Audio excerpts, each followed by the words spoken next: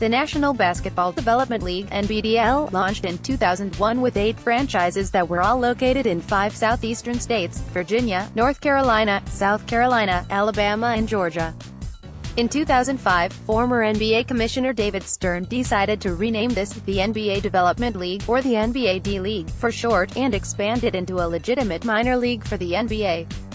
Stern wanted each NBA organization to have its own farm system to develop talent, similar to Major League Baseball.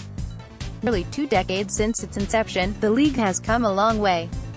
These days, it's called the NBA G League because of a partnership with Gatorade, and 26 NBA teams have their own G League club that's either owned or single-affiliated.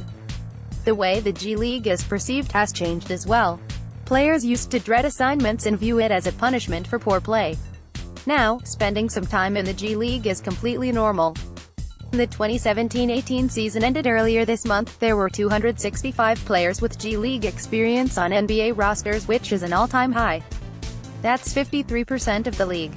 Every NBA team had at least 6 G League veterans on its end-of-season roster, and 7 franchises had 10 or more former G Leaguers. In each of the past 7 seasons, over 30 players have been called up to the NBA from the G League. Also, 101 NBA players were sent to the G League on assignment this year, another record, including 17 first-round picks from the 2017 NBA draft. NBA is working hard to build up the G League and turn Stern's farm system dream into reality. But what is it like to play and coach in the G League, where everyone is fighting for an NBA opportunity? Hoops Hype went behind the scenes to find out. Salaries are rising, but are still too low. The G League recently announced that they will increase player salaries for the 2018-19 season. Previously, players earned between $19,000 and $28,000 for the 5-month campaign. Starting next year, all players will earn a base salary of $35,000. This is relatively nothing compared to a rookie minimum NBA deal, $815,615, or the 7-figure offer some players receive from teams in Asia and Europe. There's no question that G League players will continue to be significantly underpaid, even after these raises take effect. Still, they fare slightly better than you might think, thanks in large part to the bonuses they receive. Individuals can earn affiliate player bonuses by going to training camp with an NBA team on a partially guaranteed contract of up to $50,000. Roughly 1/4 of the G League's players received an affiliate player bonus this season, and the average amount earned was $44,000. Players also get bonuses from the league for making the playoffs or winning an individual award. This year, the G League says it paid out $225,000 in these end-of-season bonuses. Then, of course, there's the possibility that a player gets called up by an NBA team and earns drastically more money. There were 50 players who earned an NBA call-up this season, another record, which generated earnings of approximately $225,000 per player, according to the G League. This year, the NBA also implemented 2-way contracts, which paid players between $77,250 and $385,000 depending on how their respective teams decided to use them throughout the year. Several G League players who spoke to Hoops Hype pointed out that because their season is only 5 months long, they can make some extra money on the side by playing somewhere else during the other 7 months of the year. Some guys play a brief stint overseas, some have suited up in the Big Three, and some have won prize money by competing in the basketball tournament. However, there are perks that come with being in the G League. Many fans don't realize that G League teams cover the housing costs for each of their players. Living arrangements vary from team to team, but players are put in a nice house or apartment. Younger players are often placed together as roommates, whereas players with a wife and/or children get their own place, which is also covered by the team. One player who's been in the G League for several years pointed out that when you consider the free housing and bonuses, the G League gig isn't as bad as it initially seems because the player pockets most of the money in their paychecks and keeps their NBA dream alive. Every player obviously gets top-notch health insurance as well. The way that the league has progressed since I played in it during the 2005-06 season is incredible. Northern Arizona Suns head coach Cody Toppert said, "Back then, there were A contracts, B contracts and C contracts. I was on a C contract, so I made $12,000 for the whole season. That was definitely an adventure. My friends at Cornell would joke with me all the time because when you're at an Ivy League school, people make a big deal about your starting salary. My friends would say, you must have the worst starting salary of any Ivy League graduate ever. Geez, you'd make more working at McDonald's. They eventually got rid of the C-level contracts because that was cruel and unusual punishment to some degree, laughs. Also, back then, you didn't get paid if you were an inactive player. That was really tough because you would be giving everything you had to the team and then not get paid just because you were inactive. They fixed that, which is great. Now, things are so much better. This past season, players were either on an A contract that paid $28,000 or a B contract that paid $26,000. Next year, everyone will be at $35,000. Some people still stop at that number, but guys are making $7,000 per month and their housing is paid for, so you can sort of factor that in too. They're saving, say, $1,000 per month on housing. And on the road, they get a per diem of $50 each day for meals. This upcoming season, I think we'll see the best talent pool the G League has ever had due to the salary increase. I think we'll see some guys turn down fairly lucrative 10-month deals overseas and instead sign a 5-month G League deal, which is a bit more attractive now, to chase their NBA dream. It's a very exciting time to be a part of the league. As Hoops Hype recently reported, esports competitors in the new NBA 2K League signed essentially the exact same deal that G League players will ink next season, a $35,000 base salary, with housing and health insurance. When some G League players first learned of this, they were upset. Texas Legends forward Jameel Warren, who also played 3 games for the Dallas Mavericks this season and made the All-NBA G League first team, sarcastically responded to the salary news by tweeting, "Obviously I should have played more NBA 2K than go to a Texas Legends practice. My priorities aren't in order." The general consensus among G League players, past and present, it is that the 2018-19 salary increase is a step in the right direction, but there's still a lot of work to be done before the issue is resolved. Until then, the G League will continue to lose out on some very talented players who choose to play overseas since the payday is better. Don't sleep on the talent pool. Despite these salaries, the G League manages to land some very impressive players, young and old. I definitely think the G League talent pool is underrated. There are first-round picks, even lottery picks, mixed in with assignment guys and former pros who have already had a long career in the NBA but now they're trying to make a comeback through the G League, Golden State Warriors point guard Quinn Cook said. "In my years in the G League, I got to play against everyone from Baron Davis to Nate Robinson to Brandon Jennings to Jeremy Pargo to Jordan Crawford.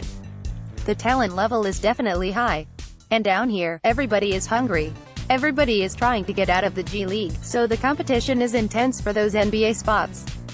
There are 0 nights off when you're in the G League." Some players who have competed in both the NBA and the G League insist that there isn't a drastic difference between the two leagues when it comes to level of competition. In terms of the talent, if you take away the top stars in the NBA, you really can't tell the difference between the two leagues, New Orleans Pelicans guard and former G Leaguer Jordan Crawford said.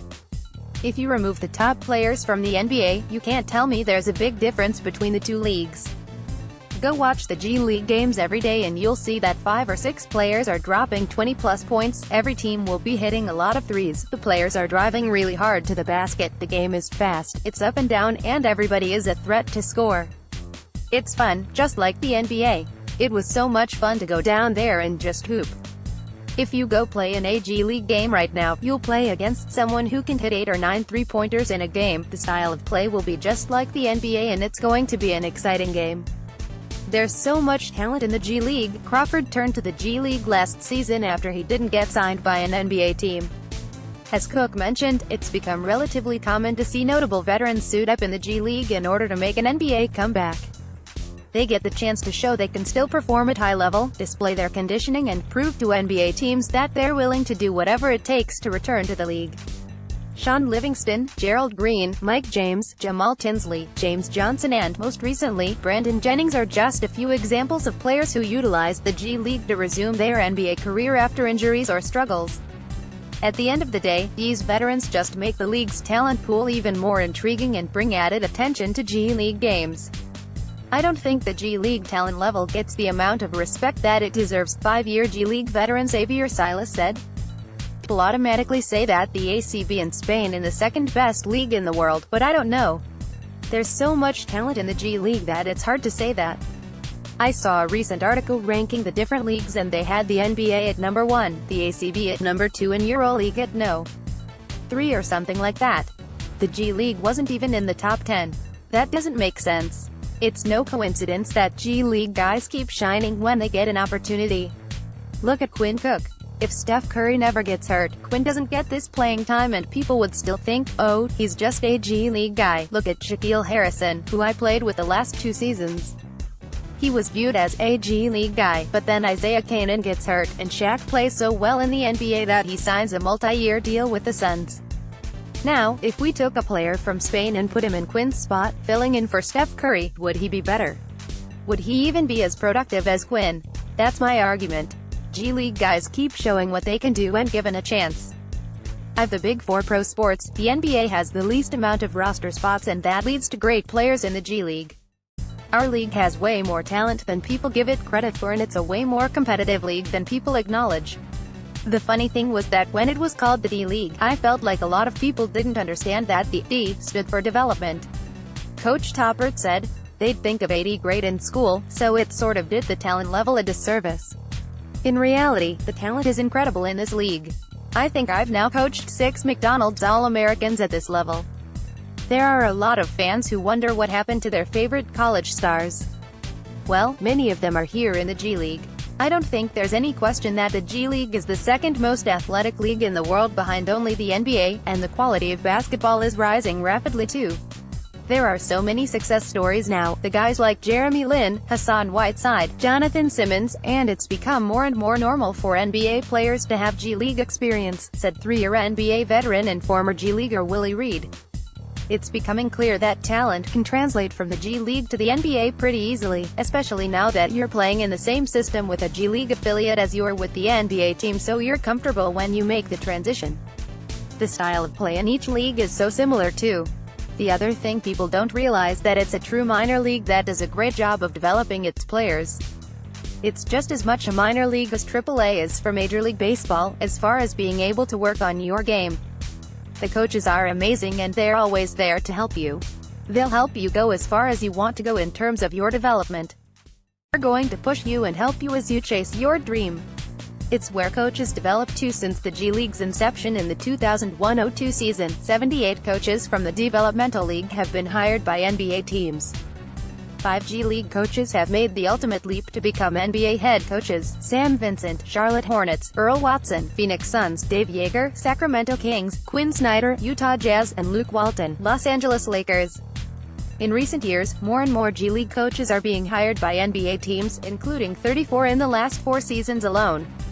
And many of the hottest assistants who are currently interviewing for the various NBA head coaching vacancies were previously G League head coaches such as Jerry Stackhouse, Raptors 905, Nate Tibbetts, Tulsa 66ers, Nick Nurse, Rio Grande Valley Vipers, Darvin Ham, New Mexico Thunderbirds, and Jay Larranaga, Erie Bayhawks, among others. This season, my team had 5 call-ups and played 32 different starting lineups in 50 games. Coach Toppert said, and now, Team USA can rob you of your best players too. I'm out here trying to win games, but Team USA took Xavier Silas from us. There are a number of ways you can lose your players, it's not just call-ups.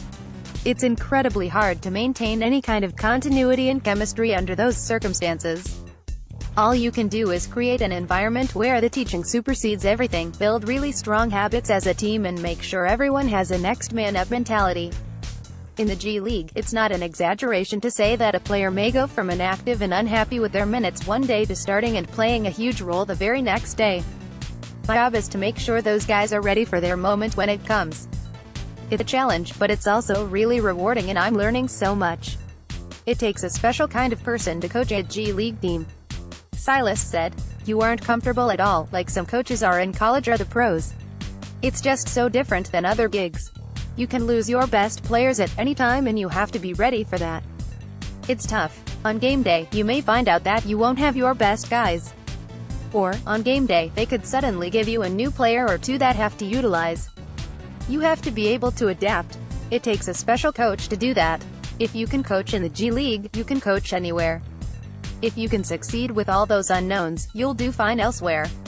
Nancy Lieberman, who became the first woman to serve as head coach of a professional men's basketball team when she took over the NBA G League's Texas Legends in 2009, has also coached in the NBA as an assistant for the Sacramento Kings, and WNBA as head coach of the Detroit Shock. She raved about her experience in the G League. It's a phenomenal place of opportunity if you're willing to pay the price and work hard. Coach Lieberman said. So many of the coaches, executives and officials from when I was there, 2009 to 2011, are in the NBA now or have been in the NBA. There's nothing as pure as the G League. It's absolutely phenomenal to be around, from the preparation for games to how intensely they work with the players they're developing. And now that just about every team has their own G League affiliate, it's amazing to see the synergy that each NBA team has with their G League team. They help each other so much, with the two-way contract players and the call-ups. The Andre Ingram story was so great, and I love that Magic Johnson let him play for the Lakers down the stretch. I got choked up watching him go out there and succeed on that level, because he represents what the G League is all about, the dream, the grind and the patience you need as you wait for your opportunity. The NBA experiments in the G League for years. The NBA has used the G League to test new things and collect data. If the league office wants to make a major change in the NBA, they'll almost always try it out during G League games first. For example, when the league office wanted to crack down on flopping several years ago, they started issuing in-game technical fouls to floppers during G League games. Eventually, it was decided that punishing players after games, with the benefit of instant replay, would be better, leading to the NBA's current system in which calls are reviewed after games and punishable through a series of fines and then a suspension if the player racks up 5 or more infractions. The G League was also involved in the NBA's testing surrounding away from the play fouls, also known as the hack-a-shack strategy that can drag a game out and turn it into a free throw shooting contest among centers. For some time in the G League, any away from the play foul resulted in personal and teams fouls being assessed, as well as one free throw and possession of the ball. This is how the NBA has handled away from the play fouls in the last 2 minutes of the fourth quarter and overtimes. Eventually, it was decided that the NBA should just extend that punishment to the final 2 minutes of all 4 quarters in order to curb the increase in such fouls without eliminating the strategy entirely, as NBA Executive Vice President of Basketball Operations Kiki Vandeweghe later described. The G League's findings helped the league come to this conclusion. Other recent G League experiments include larger referee crews. They tried having as many as 5 refs for a bit shorter overtime periods, 2 minutes, giving coaches one challenge that can be used to contest certain calls, and resetting the 24-second shot clock to 14 seconds after an offensive rebound. The NBA also used the G League to try out new broadcast possibilities, announcing a partnership with Twitch to stream several G League games each week and have some popular Twitch personalities provide commentary for the games. When the NBA infamously introduced their new basketball made out of microfiber material in June of 2006, the league office announced that they had tested the ball in the D League throughout the 2004-05 season. By January of 2007, the NBA was using the old basketball again, and the world moved on. Another way NBA teams are increasingly using the G League as a testing ground is when a player is returning from injury. For years, MLB teams have used their minor league squads to help their players ease back from an injury, and now the NBA is following suit. Rehab stints in the G League have become much more common in recent years. Sometimes, an injured player will simply practice and train with a G League squad. Other times, a player will actually suit up and play in a game with the affiliate club before getting back onto the court with the NBA team. In the last 4 years alone, players such as Blake Griffin, C.J. McCollum, Rajon Rondo, Isaiah Thomas, Jabari Parker, Tony Parker, Marcus Smart, D'Angelo Russell, Danilo Gallinari, Zach LaVine, Milos Teodosic, Marcus Morris, Nerlens Noel, Brandon Jennings and Joakim Noah have rehabbed from injuries by practicing or playing with their team's G League affiliate. This is something that we'll see happen more frequently, especially as more big-name players see the benefits and normalize it. Getting a call-up is extremely difficult. What do the G League and prison have in common? Coach Toppert asks me with a smile. Everybody wants out. That's the running joke around here. Several former G League players said it's frustrating when you're producing at a high level, but no call-up comes. It's not like there's a certain statistical average that gets you a fast pass to the NBA, and that was hard on players, who weren't sure what more they needed to do to impress executives. Russ Smith was baffled when he broke the G League's single-game scoring record with 65 points back in 2016, yet he still didn't get called up. It's definitely tough because, statistically, I feel like I should have been called up at least 10 times, Smith said. I was surprised I didn't get called up. I had a 33-point, 20-assist game. I had a 45-point triple-double game. I still hold the record down there with the 65-point game. So I've done stuff down there that was crazy, but I've never gotten a call-up. I don't know what you need to do to get called up. I don't think there's any guaranteed way to get a call-up because I've tried. I've done every angle. That's why I'd have a really hard time going back to the G League again because there's no guarantee and that makes it really difficult. I think the best approach is just go there, have fun, try to win games and enjoy the experience. That's really big for me right now, the experience, because if you aren't enjoying what you do, you shouldn't be doing it. At the end of the day, it really just comes down to whether a general manager likes your game and believes you can somehow improve their team. Silas, who signed a 10-day contract with the Boston Celtics last month, believes that most players approach the call-up the wrong way and that's why they never get one. You have to play the right way and know what they want from you in the NBA, Silas said. I was averaging nearly 20 points but Boston obviously doesn't want me to come in and try to score 20 points. They called me up because I'm someone they trusted to go in, make the right plays and do whatever I can to help the team win. You have to understand that, and have that be your approach. Nobody in the G League is a top 30 NBA player. If an NBA team is looking in the G League to call someone up, they aren't looking at you to replace a top 30 player by yourself. They're looking at you to replace one of their role players. That's just the truth. Coach Toppert agrees with his star shooting guard.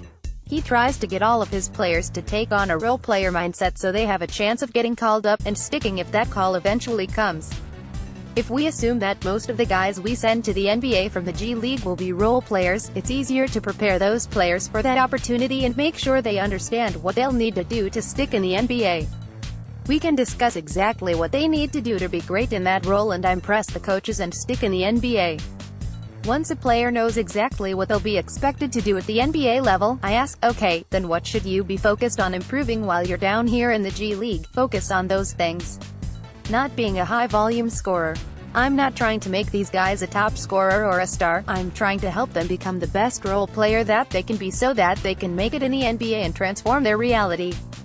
I want to help them change their life and be able to provide for their kids and buy that house for mom. I often tell guys, don't get a 10-day, get a 10-year. Don't just have a cup of coffee in the NBA, eat breakfast, lunch and dinner. Preparing guys for that NBA opportunity and then seeing them stick is my favorite part of this job. When you're helping guys get called up, you're basically helping them go from the outhouse to the penthouse. It's a work in progress. As of next season, 28 of the NBA's 30 teams will have their own singly affiliated G League team. The Denver Nuggets and Portland Trail Blazers are the lone holdouts, but they're reportedly exploring expansion opportunities and all 30 teams are expected to comply at some point in the near future. NBA Commissioner Adam Silver has made it clear that this is a priority and it's in teams' best interest to have their own affiliate nearby as well, especially with the introduction of two-way contracts this past season. Each NBA team is allowed to sign 2 players who are on two-way contracts. They can spend 45 days of service with the NBA team, but then they must spend the remainder of the season with the organization's G League affiliate. This allows NBA teams to carry 17 players on their roster as opposed to the previous maximum of 15, and it gives some of the G League's top players a chance to earn 6-figure salaries and gain NBA experience.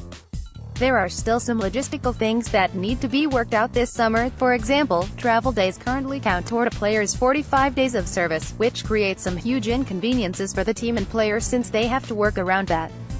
Still, overall, everyone involved seems to agree that the two-way deals were a success in their first year of existence. For more details on exactly how two-way contracts work, read this. Two-way signees like Quinn Cook, C.J. Williams, Tyrone Wallace, Kobe Simmons, Antonio Blakeney, Jamel Artis, Daniel House, Jakar Sampson, Derek Jones Jr. and Jabari Bird were able to crack their respective NBA teams' rotation and showcase their skills. Expect there to be more competition for two-way deals next season now that players have witnessed it's a realistic way to earn playing time on an NBA team and get back in the league on a regular contract. I think it's great and, to be honest, I'm looking into getting on a two-way contract myself next season, former NBA player and G-Leaguer Adonis Thomas said. It gives so many guys an opportunity that they may not have had. Throughout the regular season, we saw a lot of the two-way guys play significant minutes, and now we're even seeing a guy like Quinn Cook, who's a good friend of mine, get key minutes in the playoffs. That's big, if you ask me. I agree that there are some things that they need to fix when it comes to the two-way deals, but it's a great option for players. I love it, former NBA player and G-Leaguer Josh Selby said. Man, they should give me a two-way deal. I need to get one of those. I think two-way contracts are great and certainly a step in the right direction," Coach Toppert said. And to be honest with you, I think there were some NBA teams that didn't quite understand how to use the two-way deals the right way. That's part of the process, though. Some teams went through a bunch of two-way guys and liked evaluating different players. Others stuck with the same guys. Teams had to choose how to use those days of service too. We had a kid on the Suns, Mike James, who spent the first 45 days up in the NBA, and then we knew we'd make a decision on his future with the team after those 45 days. Other guys were with the NBA team for the last 45 days. Some teams bounced guys around back and forth as needed. It's up to each team how they want to use their two-way guys, but I do believe two-way contracts are a good addition to the league. All signs point to the G League continuing to thrive, especially since the NBA will continue to put a ton of money and resources into expanding it. As the salaries increase and if the one-and-done rule goes away, the G League will just keep adding talent. Coach Toppert points out, "It'll be a lot of fun to see the G League continue to grow and evolve."